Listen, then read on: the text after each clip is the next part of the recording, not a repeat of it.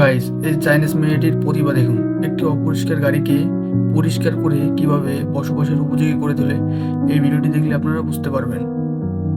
ভিডিওটি শেষ পর্যন্ত দেখুন। মেয়েটি কষ্ট করে একটি গাড়িকে পরিষ্কার করে সেখানে বসবাসের জন্য উপযোগী করে তোলে। প্রথমে সে সব জায়গায় স্প্রে করে দেয়। স্প্রে করার পরে সে ওইগুলো হাইপার দিয়ে ভালোভাবে ডলতে থাকে। কিছুক্ষণ ডলার পরে যখন ময়লাগুলো উঠে যায় তখন সেটি স্প্রের মাধ্যমে পানি দিয়ে প্রত্যেকটা স্থানে ধুয়ে ফেলে।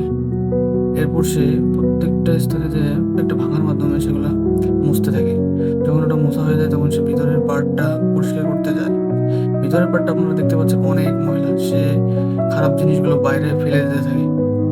কাজটি অনেক কঠিন, তবুও সে করতে থাকে একা একা। যেমন ভিতরে কি পরিমাণে ময়লা সেটা পরিষ্কার করতে থাকে।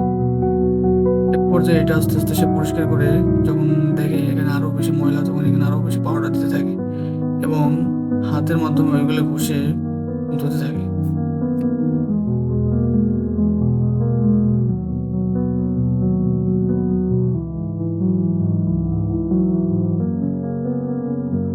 অবশেষে যখন এটা সম্পূর্ণ পরিষ্কার হয়ে যায় তখন সে পানি দিয়ে পুরো গাড়িটা ধুয়ে ফেলে এবং একটি ইলেকট্রিক সুইচের মাধ্যমে গাড়িটি সম্পূর্ণ উপরে নিয়ে যায়।